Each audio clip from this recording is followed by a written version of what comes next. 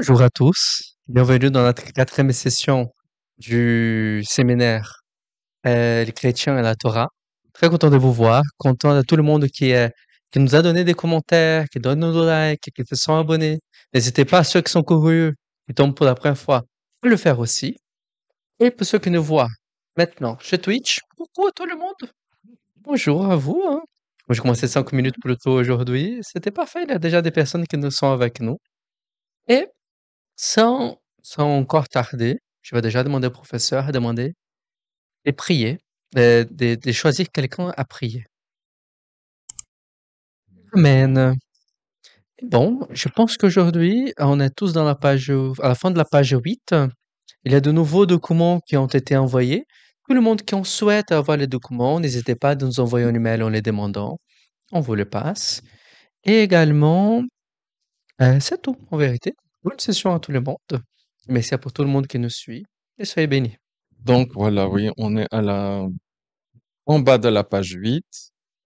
Comme je suis en train de voir la suite, et puis je relis, désolé, je me répéterai un peu, mais comme ça ouvre déjà les choses. Et puis, il y a des choses, j'irai un peu plus vite parce qu'on va voir ça un peu plus à fond après.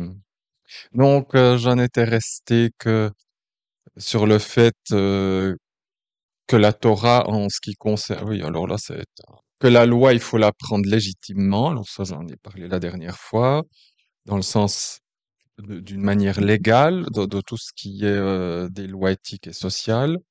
Et puis, qu'est-ce qu'on va faire des edoutes et des rukim, c'est-à-dire de ces deux autres parties de la Torah qui sont les témoignages et puis les lois bizarres. J'en ai aussi déjà un peu parlé et on verra ça mieux les dernières fois. J'ai creusé pas mal ça. Et puis j'en étais à Romains 7,6, c'est certainement aussi un passage qu'on reverra, mais il dit, maintenant nous avons été dégagés de la Torah étant morts, en laquelle nous étions captifs, en sorte que nous servions en nouveauté de l'esprit et non en ancienneté de la lettre. C'est en bas de la page 8.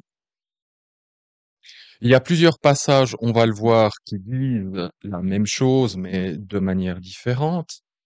Et il peut pas y avoir de contradiction dans la Bible, côté parce que souvent c'est ce que j'entends et même de rabbins, enfin, surtout de rabbins, mais chez les chrétiens pareillement, malheureusement, c'est qu'on dit: «Oui, Jésus, lui, a été un fidèle suiveur de la Torah, mais Paul s'est dégagé de ça».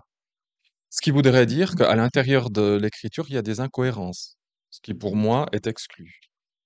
Paul pense la même chose que Jésus. Et Jésus pense la même chose que Paul, puisque Paul est inspiré de l'Esprit Saint, donc Paul ne peut pas dire le contraire de ce que Jésus a dit. Jésus a dit qu'il n'y a pas un iode, un iota, un trait qui passera de la Torah, que tout doit être accompli. Et puis on aurait Paul qui dit, ah bah non, maintenant la Torah c'est fini. Tout ça, ce sont Quand on lit, on est dégagé de la Torah. D'ailleurs, même la traduction, c'est moi enfin, j'ai choisi ce être dégagé qui n'est pas non plus le meilleur parce que c'est difficile à traduire le verbe qui est dessous. Je passe quand même assez rapidement parce qu'on va revoir ça sur ces verbes qui sont utilisés assez régulièrement pour dire la Torah a été euh, annulée. Il y a des passages qu'on traduit comme ça. C'est des très mauvaises traductions. Ou comme ce verbe ici, ce qui signifie que la Torah elle a perdu, une certaine, hem, j'arrive même pas à définir ça, elle a, il y a un changement qui s'est passé dans la Torah et donc elle a perdu, hem, une certaine valeur qui était la valeur de faire mourir les gens, enfin elle l'a toujours, hein. Si vous arrivez à comprendre ce que je dis, c'est merveilleux. Je sais on en reparlera, mais je pense que c'est trop tôt maintenant d'en parler. Seulement simplement dire: «Dégager de la Torah», ça veut pas dire qu'on va sortir de la Torah et que la Torah, on va mettre dans la poubelle et que maintenant on va vivre en nouveauté de l'esprit. Par exemple, ce passage, on l'utilise pour dire: «Maintenant on est dégagé de la Torah elle est plus plus valable. C'est Paul qui le dit, hein. Et donc, maintenant, on vit en nouveauté de l'esprit et puis on se laisse seulement comme ça guider par l'esprit. C'est pas du tout ce que Paul veut dire. Le, Paul dit, là, je tire un verset comme ça, hein, mais il faut lire tout Romains 7, il faut lire Romains 6, il faut lire Romains 8, hein, mais ce que Paul veut dire ici, c'est que nous sommes dégagés de la Torah qui nous condamne. Parce que la Torah, si je ne suis pas mort dans Jésus, dans le Messie, eh bien, je suis un homme sans salut et donc perdu, qui n'a pas la capacité de se sauver soi-même. Et même si j'ai la Torah sous les yeux, c'est-à-dire la volonté de Dieu, eh bien, la Torah, elle ne peut faire qu'une seule chose avec moi, c'est me condamner, c'est tout. C'est ce que en 2 Corinthiens 3, Paul, on va le voir, parce que j'ai fait un petit tableau avec 2 Corinthiens 3, avec la Torah la Torah de l'ancienne alliance, la Torah de la nouvelle alliance. Si je suis dans l'ancienne alliance, si je suis sans Jésus, la Torah me condamne. Et donc, elle ne peut pas faire autre chose que de me condamner. La Torah, c'est la volonté de Dieu. Dieu ne peut que me condamner si je suis moi tout seul face à lui. Je ne peux pas me sauver. Même si je fais la Torah ou je pense la faire, je peux que mourir et être condamné. Mais si je suis condamné, alors c'est Romains 6, Romains 7, je suis condamné d'office parce que je suis un fils d'Adam. C'est tout. Bibliquement parlant, je suis condamné.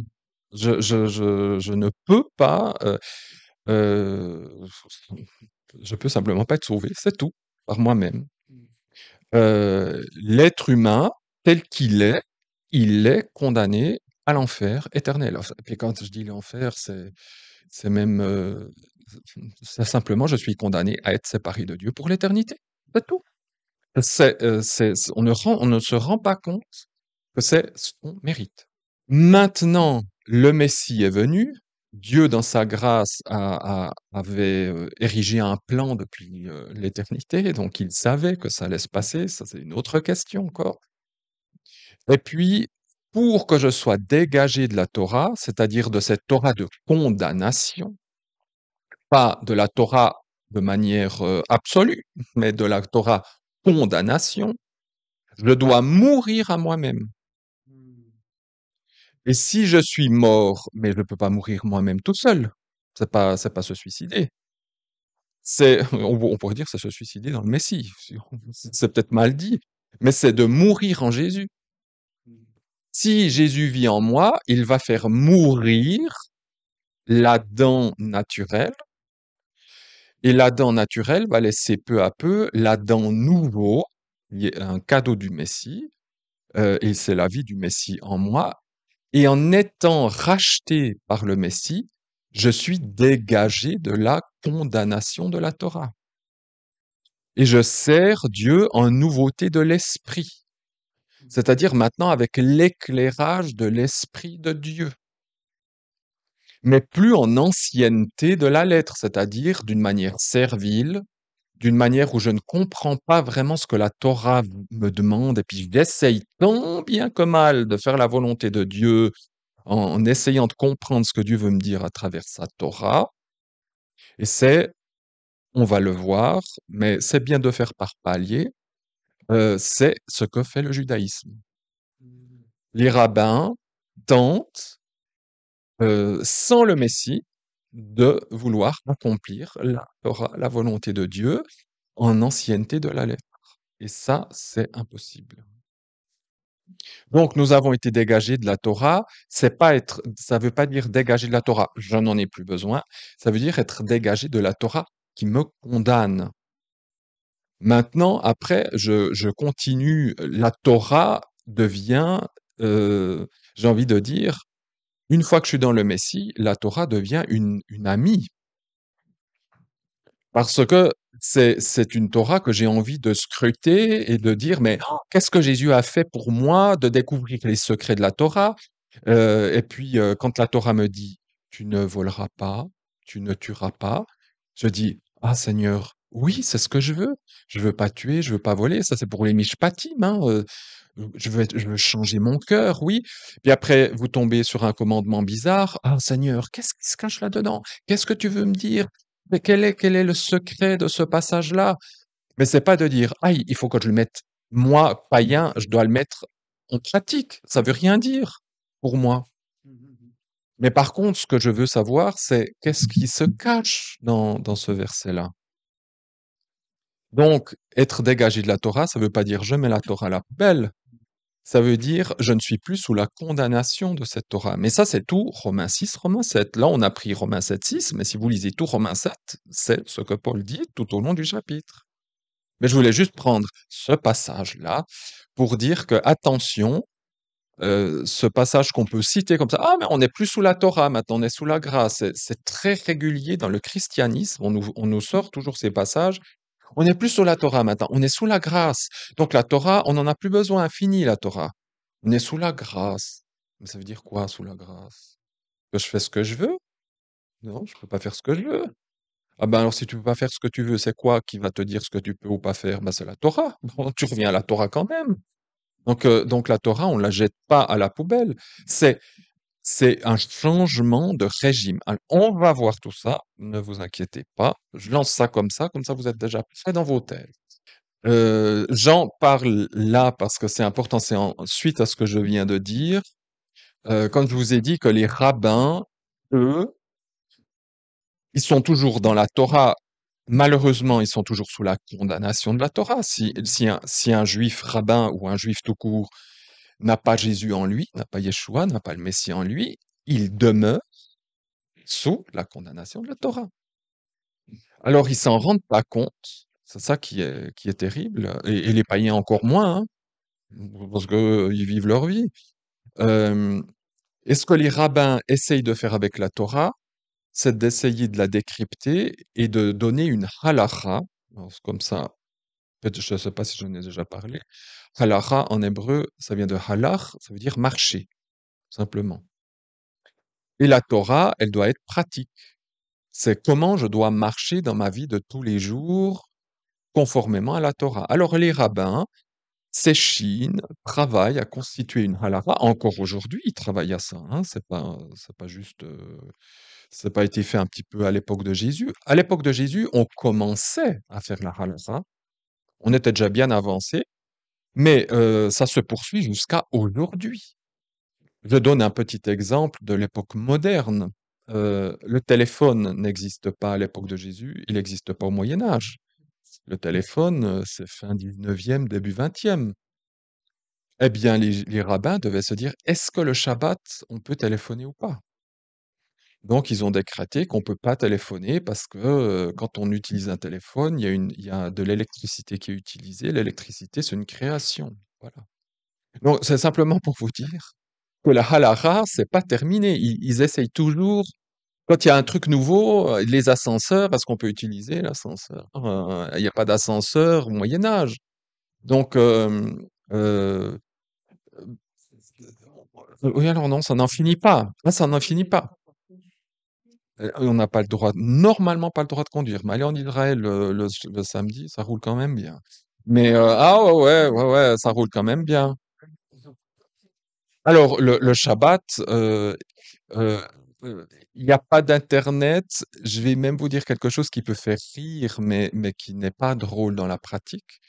C'est que si vous allez aux toilettes, vous ne pouvez pas détacher les feuilles de papier du papier toilette.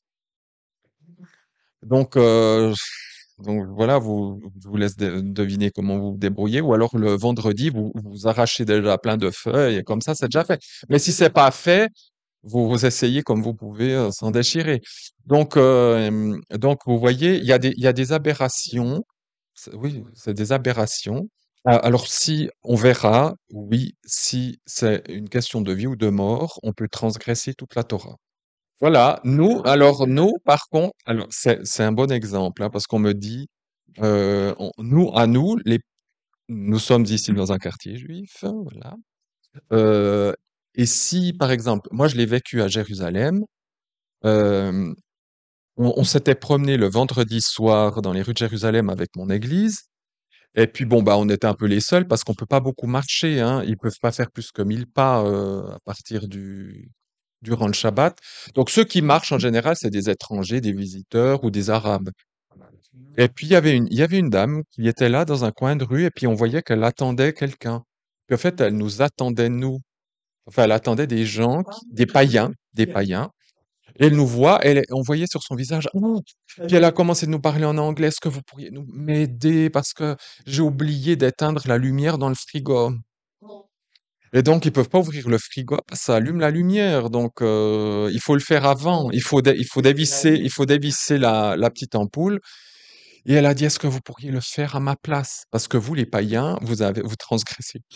Donc, en faisant ça, donc on a été dans son appart, on a ouvert le frigo, la foudre de Dieu n'est pas tombée sur la maison, et puis on a défait l'ampoule et tout ça. Alors elle était tellement contente qu'on lui fait, elle voulait nous offrir à boire et tout ça.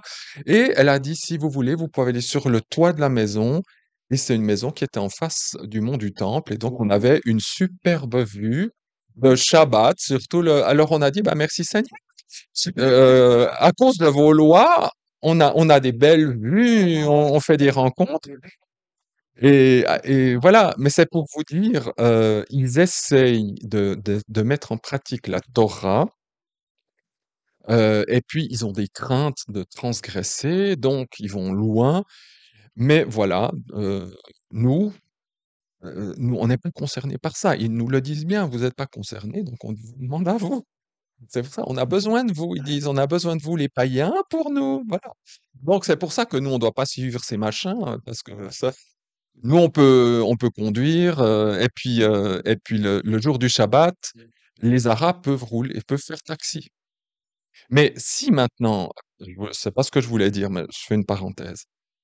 Euh, ce que je dis là maintenant, je le dis avec l'autorité des Juifs messianiques d'Israël, parce que c'est eux qui me l'ont appris. Les Juifs actuellement ne mettent pas en pratique le Shabbat.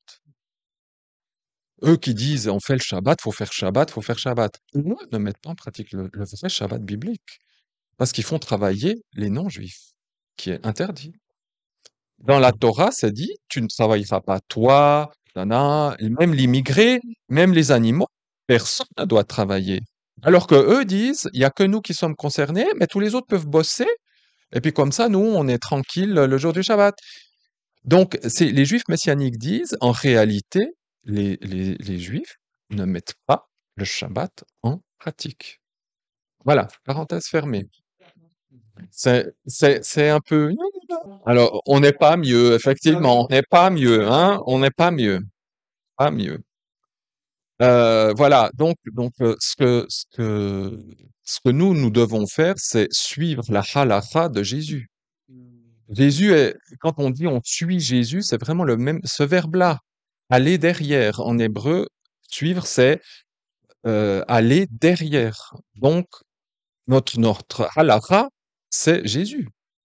Et c'est ce que lui nous dit de faire, hein. Donc, et puis bien sûr, tout le Nouveau Testament, les apôtres, c'est aussi la halakha, hein. Ils traduisent la volonté de Jésus d'une autre manière, mais donc c'est eux qu'on doit suivre. Donc nous devons, tout ça, on va un peu revoir avec des textes du Nouveau Testament, parce que je dis ça comme ça, mais les gens pourraient dire oui, mais bon, on va voir ça avec, plus tard avec des textes du Nouveau Testament qui disent les choses claires. Et ce sont des textes qu'on connaît, mais encore une fois, qui sont souvent très mal interprétés et expliqués. Voilà. Là, le dernier paragraphe, je l'ai mis aussi comme ça. euh, on le verra aussi. Euh, il y a quelque chose d'un peu paradoxal dans le Nouveau Testament, c'est que d'un côté, pour les païens, les choses sont très claires. Pour nous, c'est très facile. Pour les juifs, c'est pas aussi facile. C'est clair, mais c'est pas aussi facile. C'est que quand on lit le Nouveau Testament, on voit que les païens, eux, ils doivent accepter Jésus dans leur vie et rendre gloire à Dieu pour ça, et suivre les lois minimales que les apôtres nous ont imposées, et puis que la Torah nous impose aussi dans les lois éthiques et de sainteté. Mais pour les Juifs, eux, eh bien, c'est une autre paire de manches parce que les Juifs qui sont en contact avec d'autres Juifs, eh bien, même s'ils sont messianiques, même s'ils sont Jésus, ils savent très bien qu'ils sont sauvés par grâce, par le Messie, etc. Eux continuent de circoncire, ils continuent de suivre certaines règles ou certaines lois de la Torah qui ne nous concernent pas. Euh, Paul était en faveur de la circoncision. Il a circoncis Timothée, qui est juif de naissance de par sa mère. Paul pratiquait le rituel du naziréat. Et vous avez, quand Paul arrive à Jérusalem après des missions, eh bien Jacques, qui était le chef de l'église de Jérusalem, messianique, dit, écoute, on entend des choses sur toi que tu dirais, faut plus pour les Juifs, bien sûr, il faut plus circoncire les enfants. Et Paul dit, mais j'ai jamais dit ça, évidemment. Et puis Jacques dit, nous savons que tu n'as jamais dit ça. Que pour nous, pour les païens, tu leur interdis. Suffit de lire Galates. Mais pour les Juifs, on entend des choses que tu leur interdirais la circoncision. Et Paul dit non, non, non, non. Et Jacques dit, nous savons que tu ne le fais pas. Alors, pour que tout le monde soit au clair, eh bien, il faudrait que tu payes le vœu de Naziréa, qui est un vœu nombre 6, que des Juifs messianiques étaient en train de faire à ce moment-là, et donc il faudrait payer les sacrifices du temple pour ces Juifs-là, ces Juifs messianiques. Et là, dans le cerveau d'un occidental, ça bug. Parce qu'ils disent, mais attends, d'un côté, Paul, il dit, il faut pas suivre ça, il faut pas faire ci, il faut pas faire ça. Pour nous, pour les Juifs, c'est une autre paire de manches. Eux, ils ont une autre mission et ça les regarde. Et le problème dans l'Église aujourd'hui, l'Église chrétienne aujourd'hui, je suis réjoui d'un côté qu'on revienne à la pensée hébraïque, qu'il faut comprendre la Bible avec la pensée hébraïque, qu'il faut creuser, qu'il faut être en contact avec des Juifs, etc. Mais vous avez tout d'un coup des mouvements qui vont trop loin et qui disent, mais il faut qu'on vive comme les Juifs, il faut qu'on mette une kippa, il faut qu'on mette le châle, il faut qu'on fasse les prières comme ça, il faut... C'est réservé aux Juifs.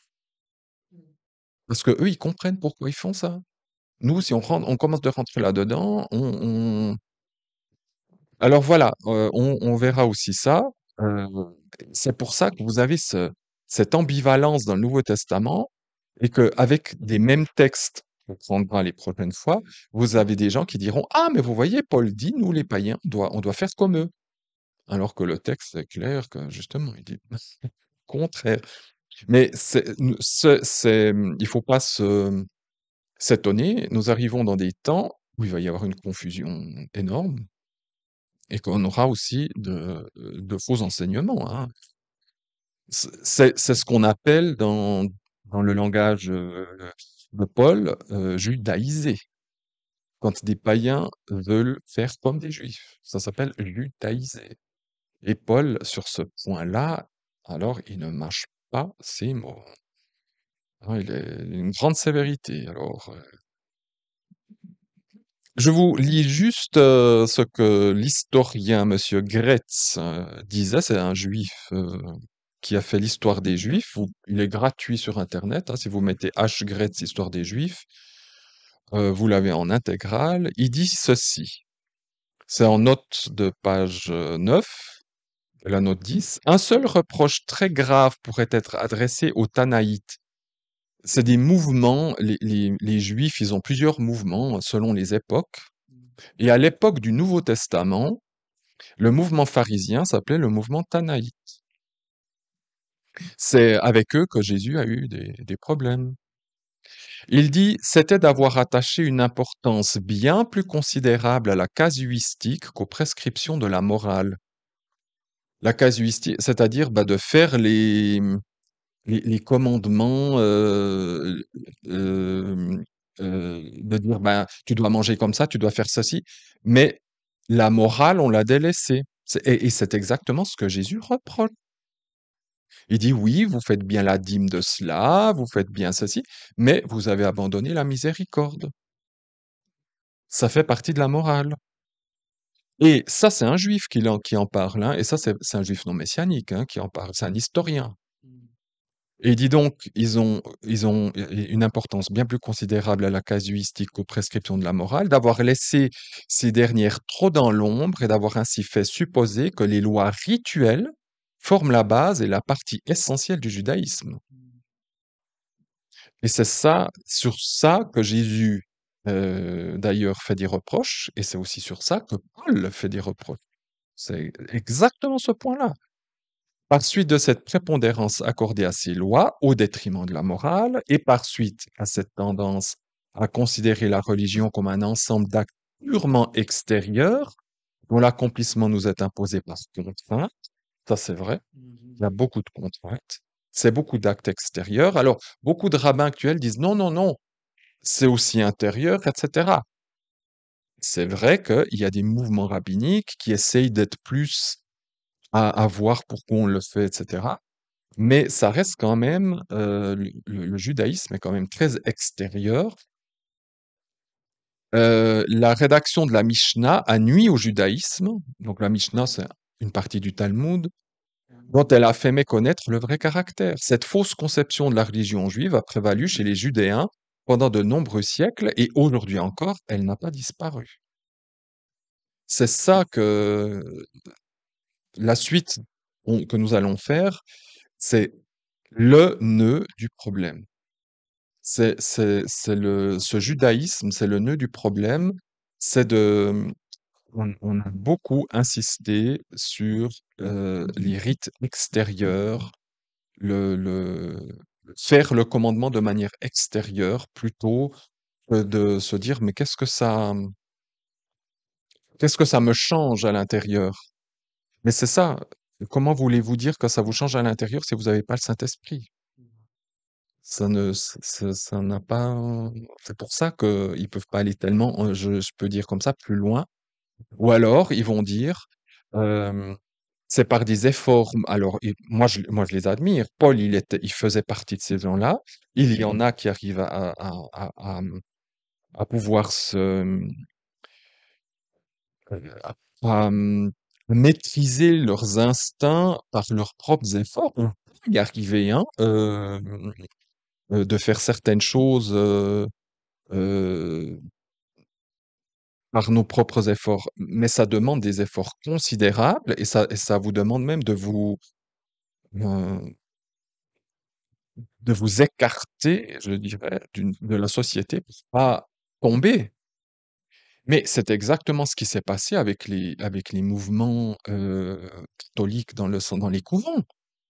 C'est exactement la même chose dans les monastères où, bon, ce n'est pas à moi de juger ces gens, mais dans beaucoup de ces mouvements-là, je ne sais pas jusqu'où la conversion elle était réelle. Donc c'était un Jésus qui était lointain, Jésus qui était inatteignable. Donc on était un peu comme dans ce pharisaïsme, où par des efforts, par des prières, par des jeûnes, ou par le fait que bon, on reste en couvent, on va rester pur, entre guillemets. Jésus nous a pas appelés. Alors les rabbins ne font pas ça, mais Jésus ne nous a jamais appelés à vivre dans des grottes et puis des couvents. Dieu nous appelle à sortir, il nous appelle à aller dehors, mais c'est clair que si on n'a pas le Seigneur vivant en nous, ben, le vieil homme, ben, il va se manifester, même avec le Seigneur, parfois. Alors, il y a un point suivant que j'aimerais voir, c'est aussi comment la Torah est perçue par les Juifs et les Goïms. C'est la suite de ce que je viens un peu de dire. Comme ça, on fait un peu d'histoire. Où quatre, 4 siècles avant que Jésus n'arrive, nous sommes dans ce qu'on appelle la période intertestamentaire, où il n'y a plus de prophètes. On finit avec Esdras et Néhémie, la reconstruction du temple, et puis après Esdras et Néhémie, voilà, on entre dans une période qui va donner naissance à ce que nous, on va connaître à l'époque du Nouveau Testament, c'est le judaïsme. Évidemment que c'était balbutiant à cette époque, hein. Le judaïsme n'existait pas encore 4 siècles avant, mais peu à peu, durant ces 400 ans, les Juifs ont fait de la théologie, ce qu'ils n'ont jamais fait avant. Ils ont vraiment fait ce qu'on appelle de la théologie, c'est-à-dire ils ont pris la Torah et ils ont dit, cette fois, il faut vraiment qu'on saisisse ce que Dieu veut nous dire dans la Torah, parce que, en fait, depuis la sortie d'Égypte, on n'a fait que des bêtises. Et si Dieu nous a exilés, c'est parce qu'on a fait des bêtises. Donc, il faut plus que ça recommence. Donc, pour plus que ça recommence, il faut vraiment, cette fois, que on étudie la Torah de manière presque systématique. Et on entre vraiment, durant ces 400 ans, dans ce qu'on peut appeler vraiment la théologie creuse. Les premières synagogues s'ouvrent. Les synagogues sont des écoles, hein, c'est pas des lieux d'abord de culte. Et encore aujourd'hui, une synagogue, la synagogue où j'allais en Suisse, le rabbin disait, ici, c'est pas une église, hein, parce qu'on était beaucoup de chrétiens à venir à la synagogue. Ça, c'est pas une église ici. Vous pouvez m'interrompre, hein. On dit, ici, c'est un lieu d'enseignement. Alors, si vous avez une question, vous levez la main, puis vous m'interrompez. On n'est pas. Les synagogues étaient des écoles. Après, avec la liturgie, c'est devenu des lieux de culte. Et comme les Juifs avaient très peur qu'on transgresse à nouveau la Torah, eh bien, ils ont peu à peu érigé des murs de protection supplémentaires. Ce que je vous dis là, c'est le terme que eux ils utilisent. C'est des murs de protection, des barrières, des murs de protection autour des commandements de la Torah. Par exemple, et alors, les chrétiens, mon Dieu, on connaît ça. Alors, on n'est pas mieux, hein, on n'est pas mieux, vraiment. C'est-à-dire, eh bien, euh, il faut que ben, l'homme ne tombe pas s'il voit une belle jeune fille, etc. Donc, on va faire en sorte faudra avoir des postures, il faudra mettre le regard par terre, ou les femmes, elles devront s'habiller de telle manière, etc. Ou alors, il faudra que, non, non, à la synagogue, on va séparer hommes et femmes. J'ai rien contre ça, hein, ça se faisait encore dans les églises protestantes le 19e siècle, hein. On séparait les hommes des femmes, tout ça. Donc, mais si c'était que ça, le problème, c'est qu'on va ajouter à des règles pour que, enfin, on ne transgresse pas. Vous savez, ils ont fait exactement comme Ève. Ève, c'est la première rabbine. C'est une rabbinite.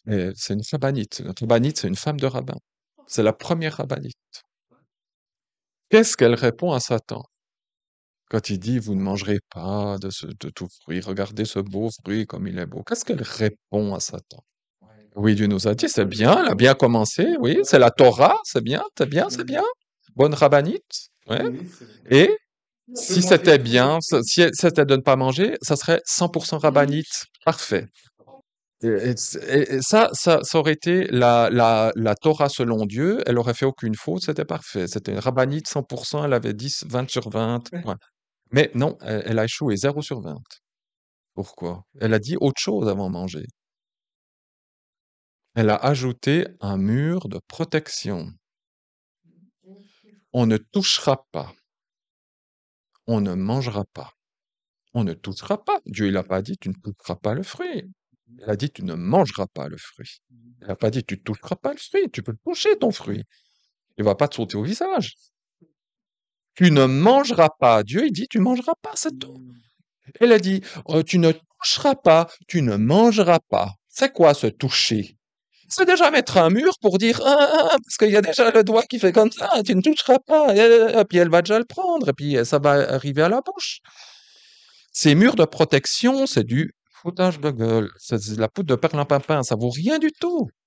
Mettre un mur de protection, c'est déjà transgressé, parce qu'on est déjà en train de faire, donc on se dit, c'est comme moi avec le chocolat, je mange une ligne, et le reste, je mets bien dans l'armoire, tu parles, 5 minutes après, c'est la plaque qui est passée.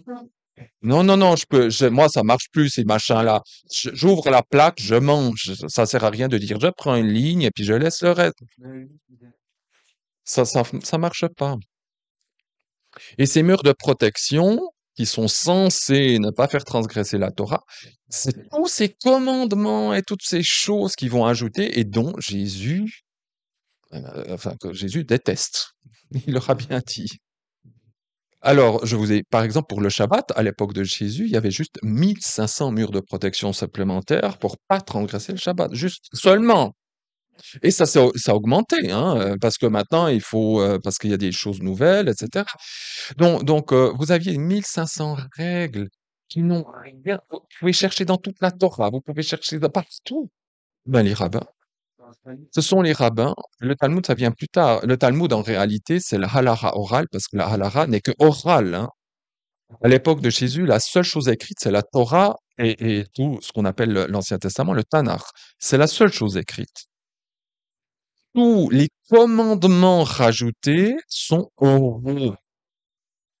Et les rabbins disent, ben, ce qui est écrit fait office de loi, ce qui est oral peut toujours changer. Parce que l'oralité n'est pas gravée dans le marbre. Le problème, c'est que le Talmud, c'est toutes ces lois mises par écrit.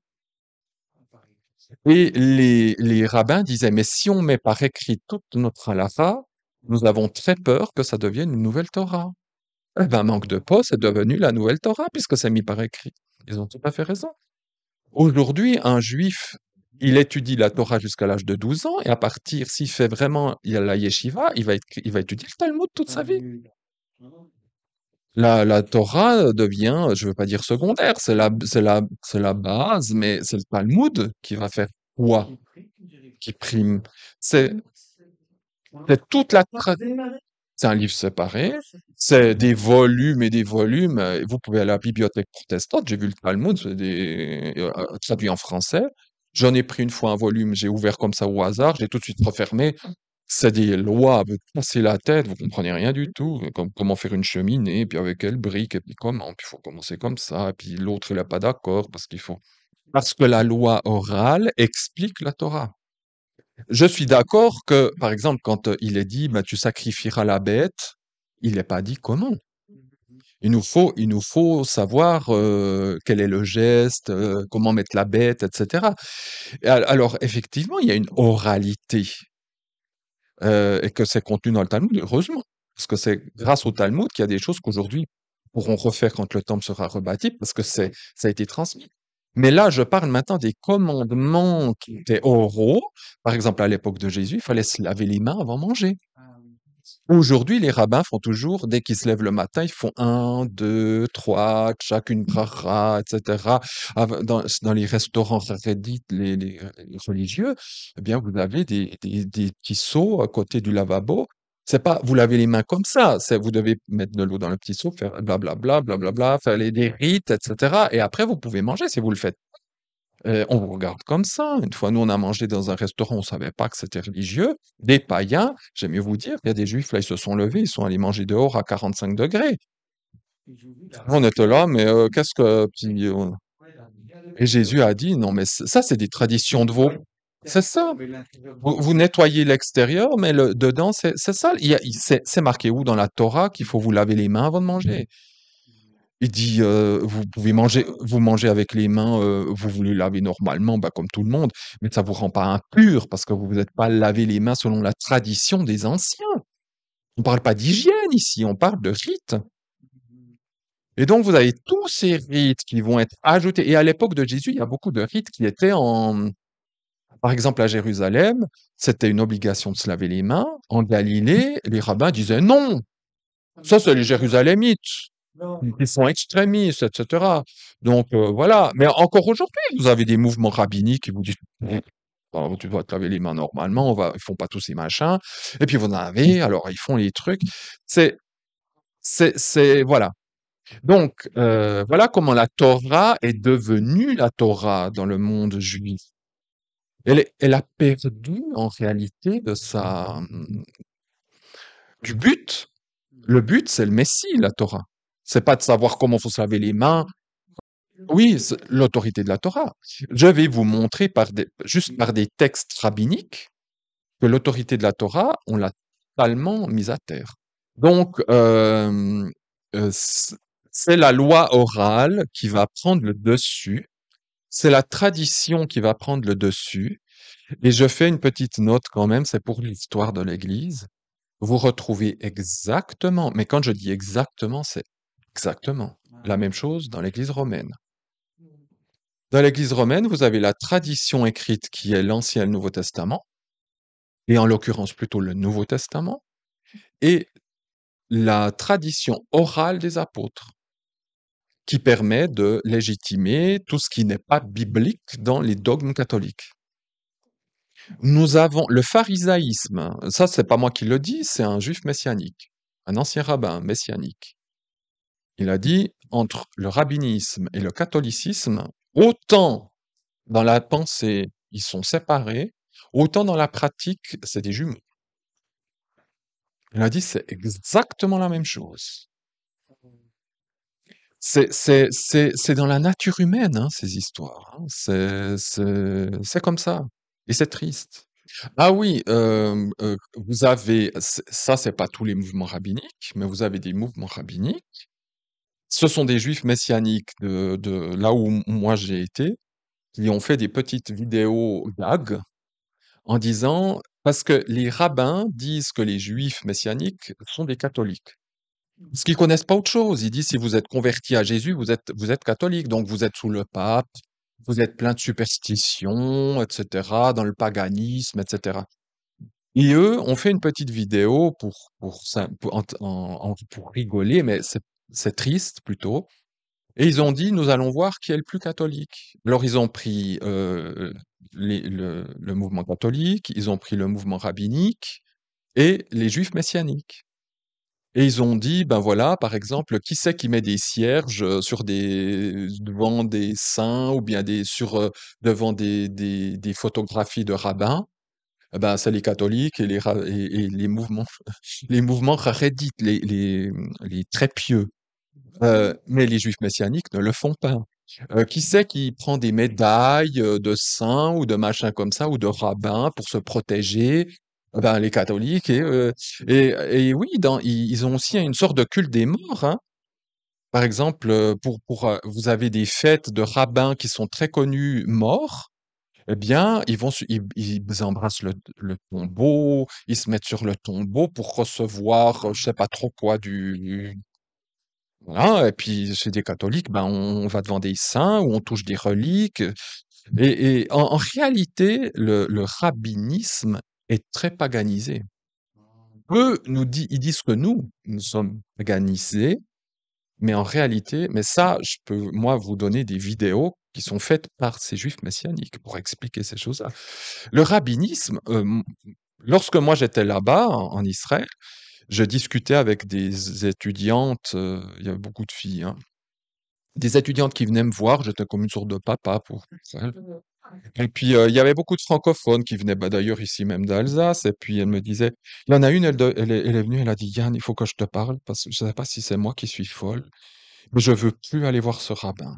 Et j'ai dit, il a dit quoi? Écoute, il nous hypnotise. Toutes mes copines de classe, elles sont comme ça, elles disent, oh, il est bien, ce rabbin, il est bien. Et moi, j'ai dit, je suis la seule là à dire, mais il est fou. Il nous raconte des choses, mais, elle a dit, tu sais ce qu'il nous dit? J'ai dit, attends, raconte.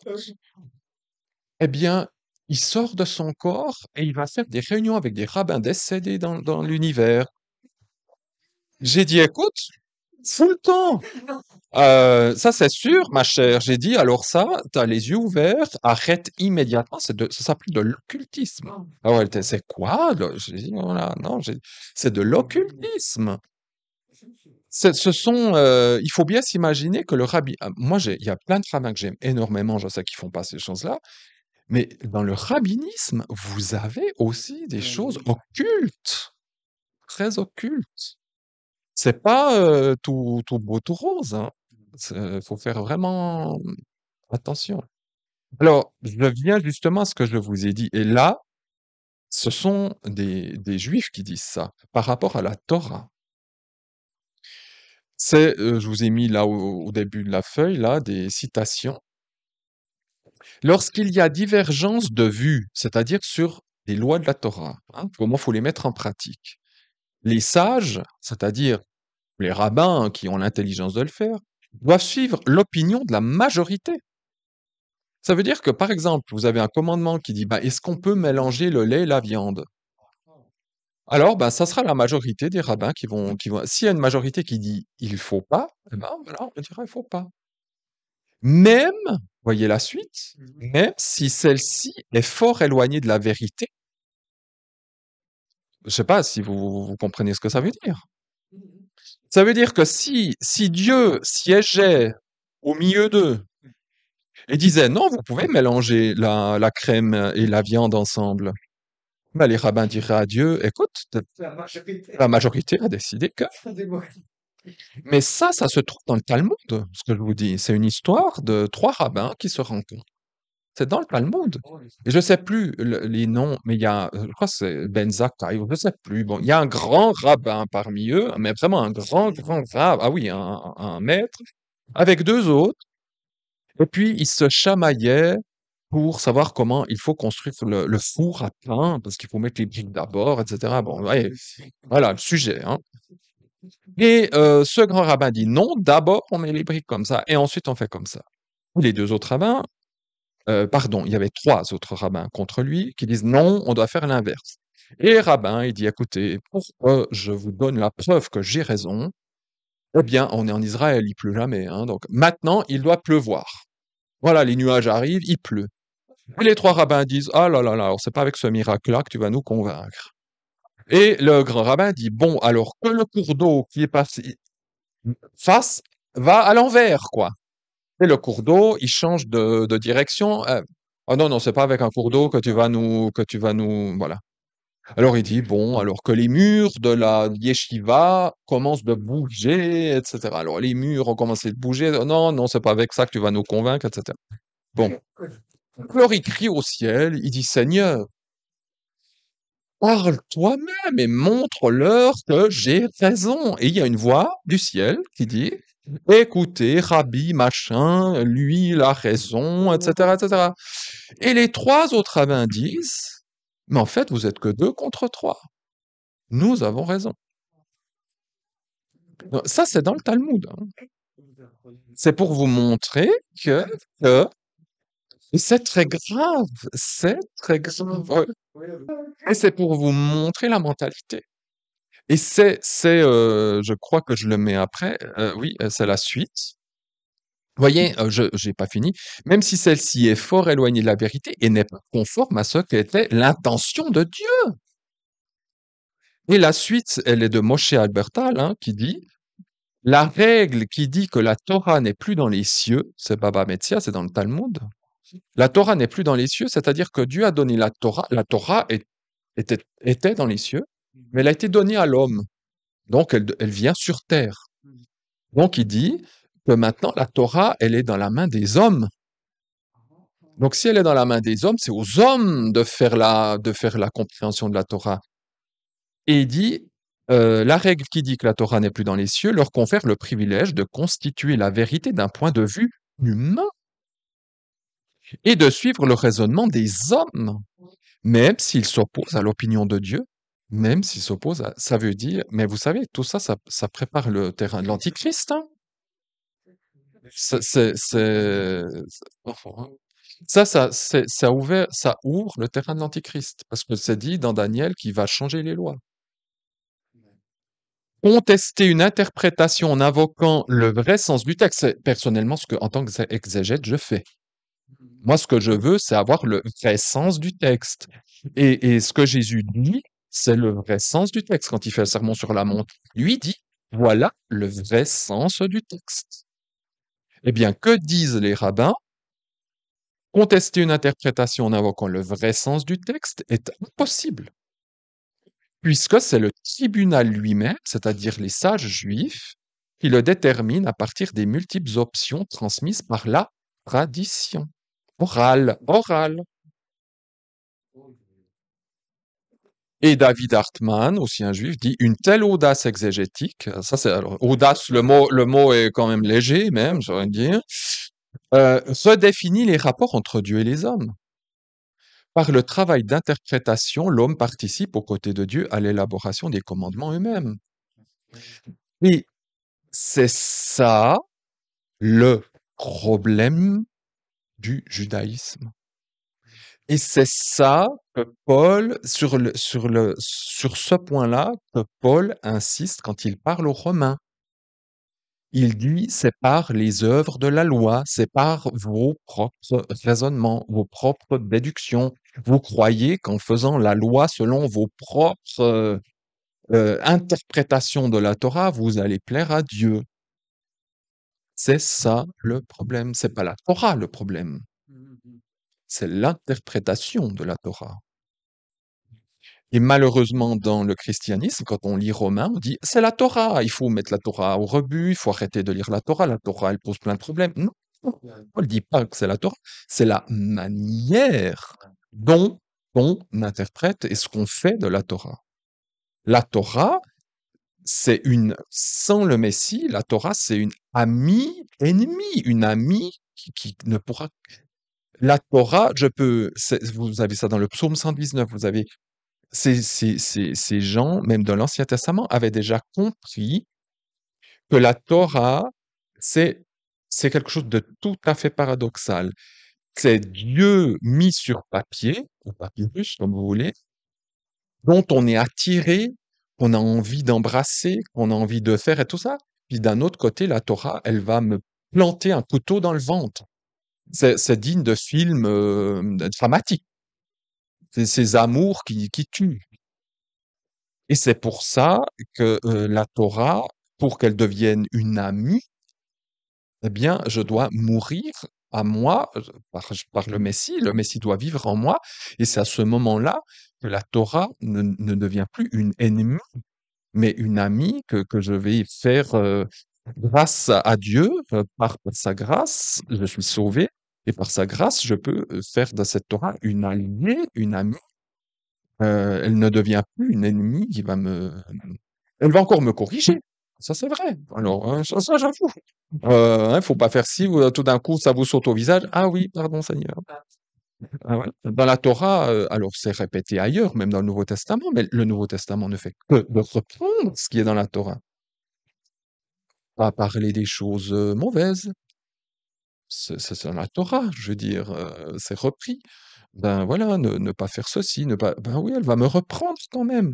Mais elle ne pourra plus me condamner parce que je suis dans le Messie. Donc, ce qu'ont fait les Juifs et ce que fait toujours aujourd'hui le rabbinisme, c'est de rendre la Torah inoffensive. C'est de rendre la Torah réalisable. Si tu fais comme ça, tu fais ça, tu fais ça, tu peux faire tous les commandements et puis Dieu sera satisfait. Alors qu'on verra que c'est exactement le contraire, que le but de la Torah est exactement le contraire, c'est de nous montrer qu'on est incapable de faire quoi que ce soit. Pouvoir rester même un jour pur, même un jour.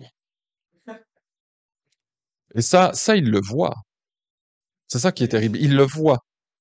Mais en faisant ces micmacs qu'on a leur bidouille, eh bien, on arrive à pouvoir dire, ben ouais, quand même, on peut quand même, Seigneur, hein, tu fermes un œil, on ferme un œil, et puis on fait le truc, et hop, on est bien devant toi. Non, ça fonctionne pas comme ça. Voilà, donc on peut se passer selon leurs principes, on peut se passer du Saint-Esprit. C'est pour ça que dans le judaïsme, le Saint-Esprit, c'est une personne qui ne comprenne pas du tout. Pour eux, ça aussi pour eux, c'est quelque chose d'énigmatique. Le Saint-Esprit dit c'est une force de Dieu. C'est pas quelqu'un c'est pas une partie de Dieu qui vient vivre en nous. Pour eux, hein. Alors il est dit hein, dans Acte 2, Jésus a été élevé à la droite de Dieu et a reçu la promesse de l'Esprit Saint d'auprès du Père. Non, c'est pas Jésus qui reçoit l'Esprit Saint, on est d'accord, mais c'est qu'il reçoit la promesse de l'Esprit Saint qui peut nous donner à nous, parce qu'il est devenu héritier. Il l'a répandu, comme vous le voyez et vous entendez. Donc, pour qu'on soit dans le Messie, On doit recevoir le Messie. Le Messie, il habite pas en moi de ma naissance, hein. Je dois recevoir Dieu dans ma vie pour qu'il soit efficace. Et puis en Romains 8, 9, Paul est catégorique. Si quelqu'un n'a pas l'esprit du Messie, celui-ci n'est pas de lui. Si j'ai pas l'Esprit Saint en moi, je n'appartiens pas à Dieu. Je suis orphelin, hein, sans Dieu, donc sans espérance. Donc, dans le judaïsme, la Torah, normalement, qui doit me condamner, bah, devient un système légaliste qui me permet de conserver mon statut de juste devant Dieu, quoi. C'est pas possible. Mais c'est satanique. C'est triste à dire, mais c'est satanique. C'est totalement, et c'est ce que je souligne, c'est ce point sur lequel Paul va concentrer toute son enseignement de Romain, enfin pas que, mais en Romain, quand il parle de la Torah et même ailleurs, mais surtout en Romain, c'est sur ce point-là, pas que la Torah, il faut plus la lire ou des choses comme ça. C'est la manière, c'est c'est jamais dans la Bible, c'est jamais la Torah qui a un problème.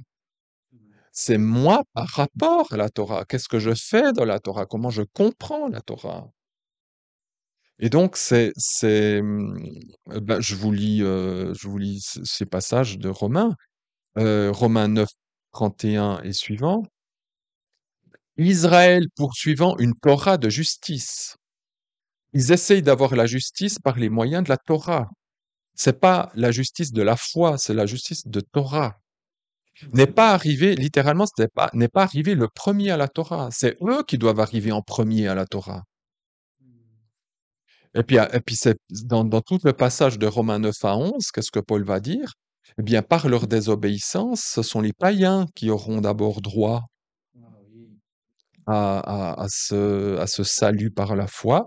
Alors, bien sûr que les Israélites et les Juifs, ils ont aussi droit à ce salut par la foi, et il y en a, mais Dieu, il aimerait que ça soit Israël, pas quelques Juifs, tout Israël. Mais étant donné qu'ils ont désobéi, et quand on parle d'Israël, ça veut dire la nation entière, les chefs religieux qui ont repoussé.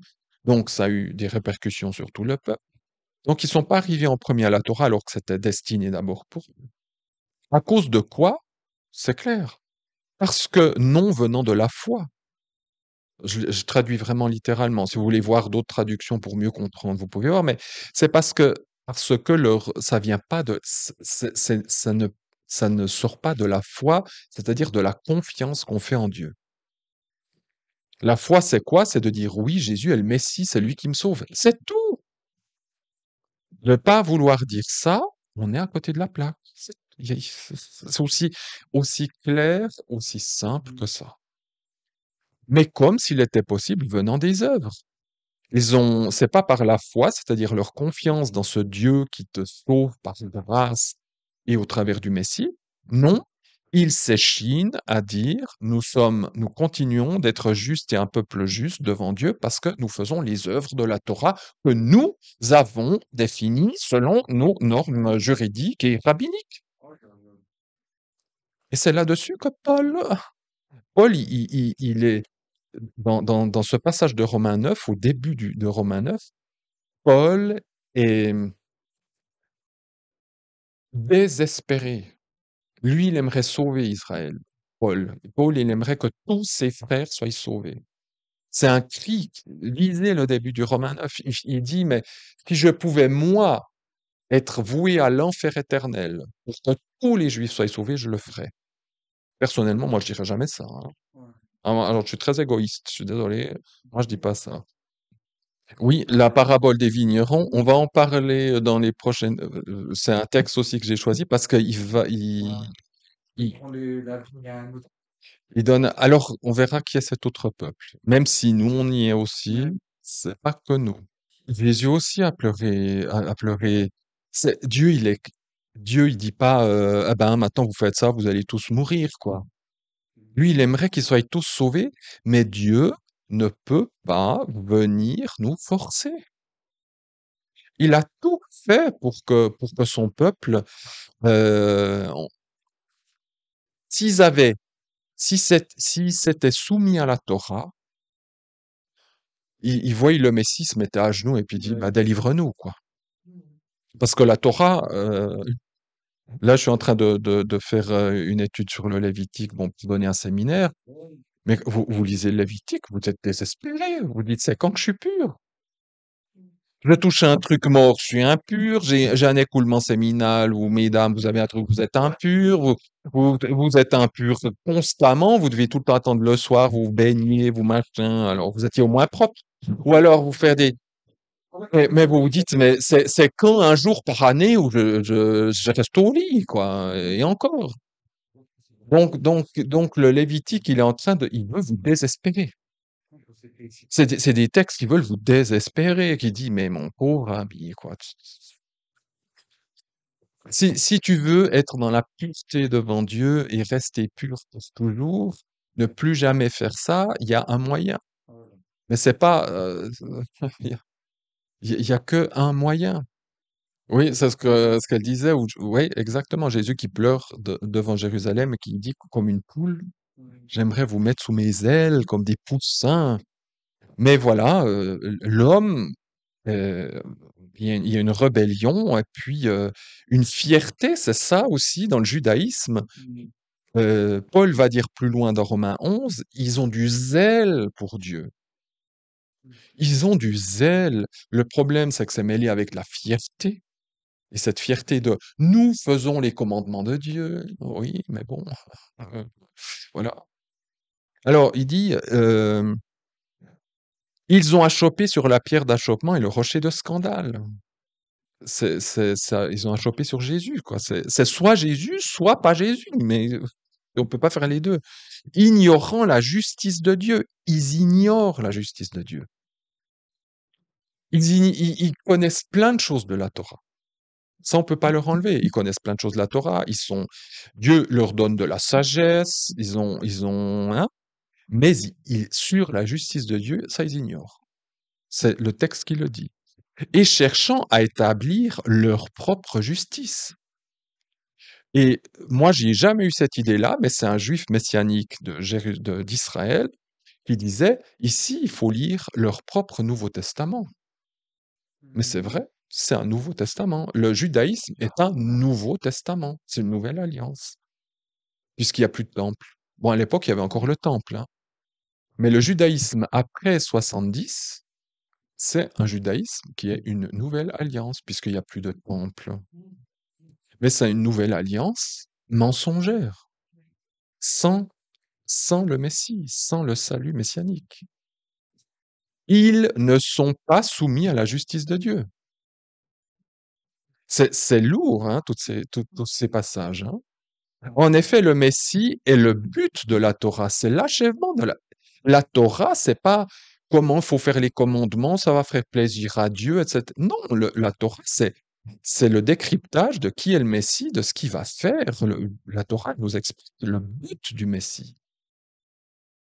C'est la cartographie de ce que Jésus fait et a fait et fera. Et je vous donne juste une parenthèse. Quand on lit le Nouveau Testament, on pense, ben oui, ben Jésus a fait ça, donc il a accompli ce passage de la Torah, il a fait ça, etc. Non, c'est de Genèse 1 à Deutéronome 33, enfin, c'est le dernier verset. C'est quand Jésus dit, il va de là à là géographiquement. Ça se trouve dans la Torah.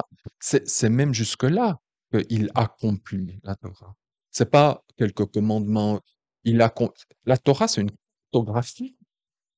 Mais c'est mystérieux, puis ça faut creuser, puis on aura l'éternité pour comprendre. Enfin, le millénium, on aura le millénium on va avoir des cours, hein. Moi, je vous dis, un millénium, on va décrypter la Torah, même nous, hein, même si on est ressuscité, on va décrypter la Torah pour savoir toute la profondeur de ce que Jésus a fait, parce que tout est codifié dans la Torah. Alors, le but de la Torah, c'est le Messie, en vue de la justice à quiconque Il y a la foi, ayant la foi. C'est la foi en ce Jésus qui a tout accompli.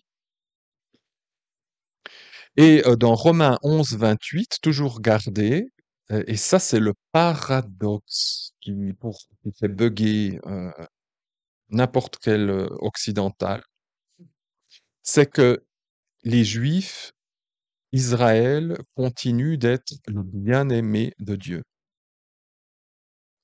à cause des pères. C'est écrit, hein, Romains 11, 28. Israël continue d'être toujours le bien-aimé de Dieu. Il reste toujours le peuple élu. Je vais même dire un gros mot, le peuple saint, parce que saint, ça ne veut pas dire sans faute, hein, mais c'est le peuple mis à point barre. Ça, il n'y a aucun autre peuple qui a été choisi, et ça sera lui jusqu'au bout. Mais du point de vue de l'évangile, le même verset nous dit ils sont ennemis. Et, et ils sont ennemis bien-aimés. Vous voyez, c'est aussi ce paradoxe d'amour. Il te plante le couteau, enfin, par rapport à Dieu, quoi. Il lui plante un couteau dans le cœur, et puis Dieu, il continue de les aimer. Par rapport à l'évangile, puisqu'ils ne veulent pas de l'évangile, donc ils sont ennemis. Mais tout juif qui reconnaît Jésus comme le Messie devient un super aimé, là. Oh, là, c'est le jackpot, hein. Donc, voilà, ça, c'est la Torah du point de vue juif. Maintenant, du point de vue païen, hein, nous, en tant que chrétiens, alors là, c'est un peu plus, entre guillemets, simple. Soit on la rejette, un peu plus, c'est un peu le christianisme. Et pourquoi est-ce que, en général, dans le christianisme, on l'a rejeté, ou dans l'église chrétienne?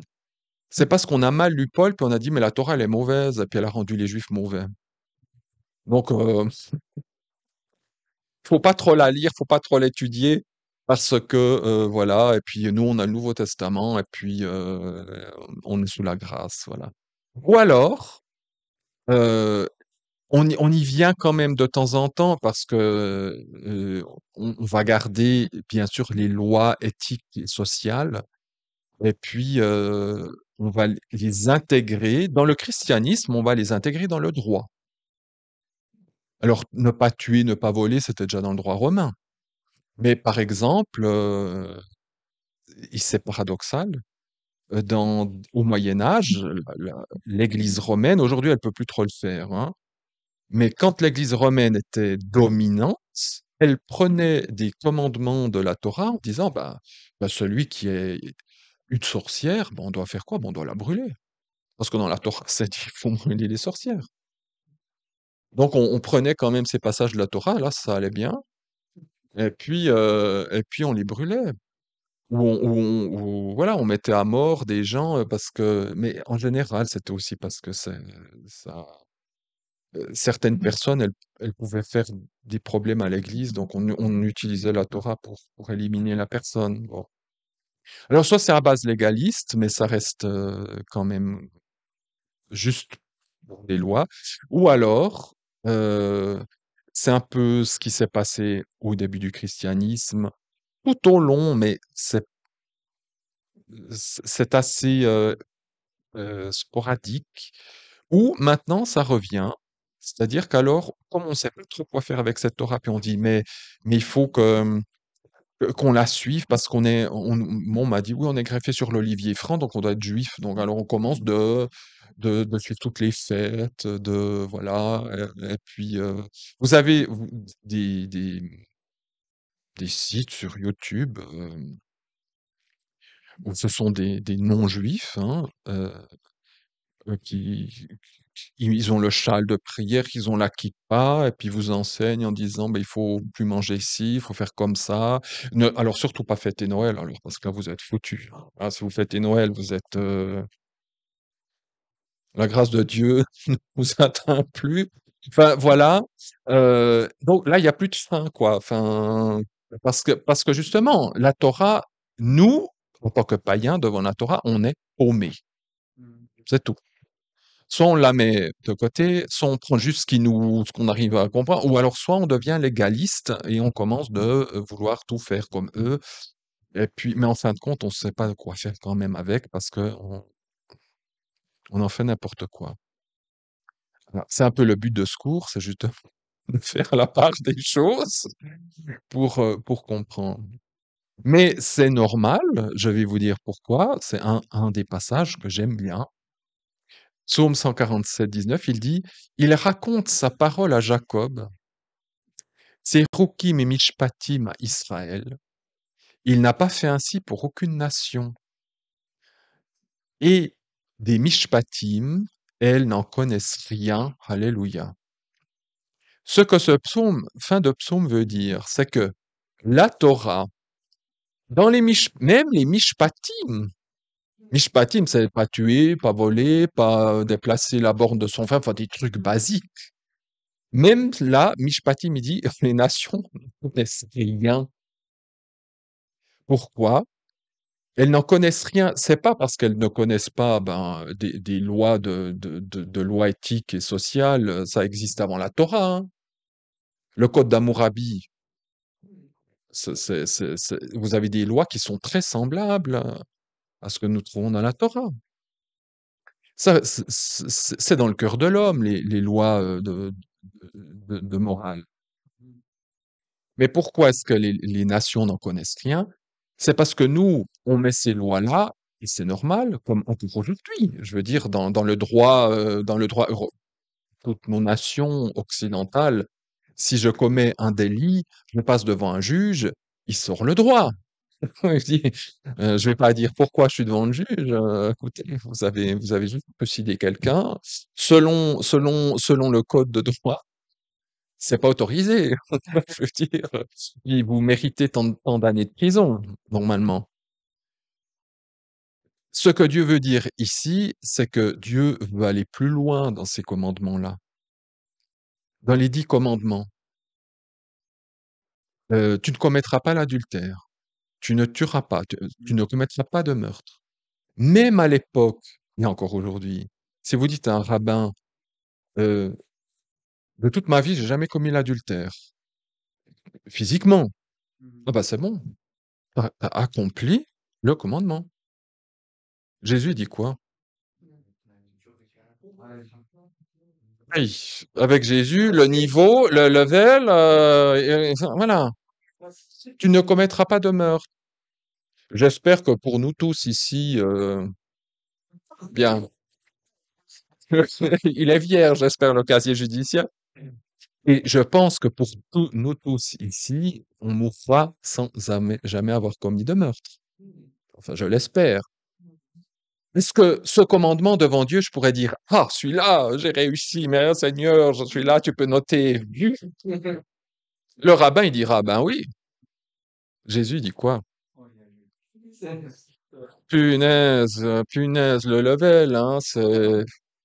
Ah ouais, ben le meurtre, ben, je l'ai commis alors combien de fois déjà? Donc quand il dit même les mishpatim, elles n'en connaissent rien, c'est parce que justement, nous on reste superficiel et puis on dit, ben, t'as pas tué, t'as pas volé, c'est bon. Pour Dieu, ça va beaucoup plus loin. Alors si même pour les lois éthico-sociales, on ne sait pas vraiment ce que Dieu nous demande, alors qu'est-ce qu'on va faire avec les routines et puis les édoutes, quoi? On est foutu. Enfin, donc c'est pour ça que pour nous, la Torah, elle est inaccessible dans la compréhension. C'est pour ça que nous avons besoin des Juifs pour qu'ils nous l'expliquent. Couplé avec le Saint-Esprit et le Messie, alors là, c'est la lumière. Mais on est obligé de, d'aller vers Jacob ou Israël pour qu'on soit plus éclairé. Et Dieu merci, aujourd'hui, il y a des Juifs messianiques. Alors là, jackpot. On a même des Juifs messianiques qui peuvent nous introduire. Alors moi, j'attends des rabbins qui se convertissent. Parce que les rabbins, j'ai envie des, moi je dis Seigneur, des rabbins comme ça, ou comme des Paul, ils reçoivent ta lumière, mais on va. Ah, et il y en a en Israël, il y en a. Seulement ils meurent en restant dans la communauté, et puis à la fin, ils disent, je vous mets un petit mot comme quoi, puis après ils disent, c'est Jésus le Messie. Ah, ça provoque des bouleversements effroyables. Vous en avez un, par exemple, si ceux qui écoutent, vous allez sur YouTube, c'est Zev Porat, V Porat, P-O-R-A-T, Zev Porat sur YouTube. Il va vous expliquer sur 2 vidéos, c'est quoi le Shabbat. C'est un ancien rabbin, fils de rabbin, petit-fils de rabbin, ils étaient tous rabbins, hein, dans leur lignée. Et lui, alors, quand vous l'écoutez parler des explications de ce que c'est la Torah, de ce que, ben, c'est clair et net, hein, il n'y a pas de chichi, de petits trucs, de machin. Lui, il a même plus la kippa, plus rien, hein, non plus, hein. Lui, alors il la met quand il sort à Jérusalem ou comme ça. Mais il évangélise, c'est à faire pleurer parce que il sait, il reçoit de Dieu, va là, et des fois il filme ou prend des photos, et il parle avec des rabbins au Kotel, au mur des lamentations, etc. Il y en a qui donnent leur vie à Jésus. C'est, mais moi je dis, si les gens disent, moi, qu'est-ce que je dois faire? J'aimerais mieux comprendre la Torah, le Nouveau Testament. Mais écoutez des gens comme ça. Il va pas vous envoyer à dire qu'il faut plus manger de cochon, il faut, mais lui, il saute au plafond quand, on parle de ça. Et puis, j'aime beaucoup, bon, il parle en anglais, et puis il dit, quand il parle de Jésus, il dit toujours Jesus, Yeshua. Il dit les deux. Il y a pas, vous savez, des fois, il faut plus dire Jésus parce que c'est pas bien. Il faut dire que Yeshua. Non, c'est Jésus, Yeshua, Jesus, Yeshua. Il est tout le temps Jesus, Yeshua, Jesus, Yeshua. Il y a pas, ces juifs messianiques d'Israël ne font pas des chichis. Ils sont dans l'évangile, ils vous parlent de l'évangile, c'est déjà, ils nous donnent la liberté. Moi, j'ai envie, c'est comme quand j'entends les apôtres, nous ne voulons imposer aux païens aucun autre commandement que. C'est quoi la suite, les chapitres 16, quand ils viennent annoncer ça aux païens? Ils sautent de joie. Parce que les païens, je pense qu'ils étaient comme ça, à se dire, aïe, aïe, aïe, si on commence à nous dire, faut faire la circoncision et toutes ces choses, moi je comprends que déjà rien que la circoncision à un âge avancé, merci. C'est aussi quelque chose d'intéressant, la hiérarchie, parce que toutes les lois ne se valent pas. Eh oui, eh oui. Jésus dit pas un iota de la Torah ne passera. Il dit que tous les commandements sont valables, ils ont, mais il y a une hiérarchie des commandements. Jésus dit, dans Matthieu 5, qu'on verra aussi plus tard, il y a des petits commandements, il y a des grands commandements. Ah oui, il y a des petits commandements, il y a des grands commandements. Quand tu trouves un nid avec la maman et les oiseaux, d'ailleurs, je sais pas pourquoi, ils font une jolie chanson là-dessus, et puis ils chantent ça, juste ce verset. Euh, ouais, quand tu trouveras un nid avec sa maman et ses petits, etc., ben, tu peux prendre les petits, mais tu dois laisser la maman. Tu peux consommer les petits, mais tu peux pas consommer. Tu peux prendre les petits, mais laisser la maman. Je veux dire, c'est aussi logique parce que si on prend tout, ben, il y a plus de renouvellement de la nature. Il y a aussi quelque chose de logique. Mais évidemment que ce verset-là, quand on le lit en hébreu, il y a des trucs tellement bizarres. Ça va plus loin que juste déjà trouver un nid avec des petits, enfin, il faut y aller, quoi. Trouver un nid, bon, voilà, c'est pas tous les jours dans la rue. Ah, il y a un nid d'oiseau avec des petits. Puis personnellement, je vois des petits pigeons, j'ai pas envie de les manger. Voilà, quoi. Je les laisse avec la maman. Donc, ça, c'est des petits commandements. Est-ce que même on va prêcher là-dessus? Moi, j'en sais rien. Jamais de la vie, on a prêché là-dessus. Voilà. Il y a des petits, il y a des grands commandements. Et on a posé la question à Jésus. Et où, dans un évangile, on pose la question à Jésus, dans l'autre, c'est Jésus qui pose la question au rabbin, aux jeunes. C'est quoi le grand commandement de la Torah? Le grand commandement, ça veut dire qu'il y a une hiérarchie de la hiérarchie. Le grand commandement, c'est aimer son Dieu de tout son cœur et son prochain comme soi-même. Et Jésus dit, mais tu as bien répondu. C'est au centre de la Torah. C'est pas Vous ouvrez la Torah au centre, c'est au centre, hein, donc, oui, il y a un grand commandement. Et les rabbins Alors là, il y a oui, évidemment beaucoup de choses sur lesquelles les rabbins et Jésus sont tout à fait d'accord.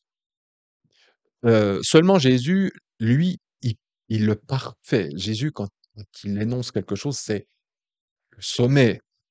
Et non seulement c'est le sommet, mais en plus, il peut l'inscrire en nous, ce qu'aucun rabbin ne peut faire, aucun être humain. La loi de l'amour prévaut sur toutes les autres lois. Et ça, c'est l'annonce de l'évangile, et c'est même l'annonce de la Torah.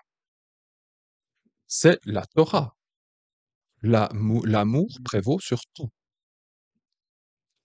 Et les rabbins disaient déjà, en cas de danger, un juif peut transgresser, on verra qu'il y a des exceptions, mais toutes les lois peuvent être transgressées pour préserver la vie. Hein. Alors, c'est pas pour faire des magouilles. En cas de danger, tout est possible, tout est transgressable. Pendant la guerre, un juif pouvait manger du porc. Vous alliez pas manger comme vous voulez, hein. Même ils ont mangé du rat. Je veux dire, voilà. Alors il y a certains juifs qui disent: «Non, je transgresserai pas la loi, puis je mourrai». Mais ceux-là sont même condamnés par les rabbins. Parce à quoi ça sert de mourir, alors que tu peux vivre et puis donner la vie à d'autres? Par ta parole, pour eux, la vie est infiniment plus importante que le règlement.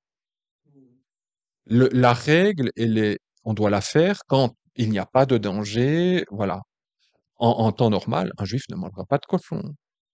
Mais on peut transgresser en cas de danger. Il y a un film qui est rigolo, je sais plus, c'était un film français, c'est un film français, mais je sais plus le titre, je l'ai vu il y a des années. Il y a un juif qui a un problème de cœur et doit se faire greffer un cœur. Et paraît-il qu'on peut faire greffer des cœurs de corps aujourd'hui, ça fonctionne.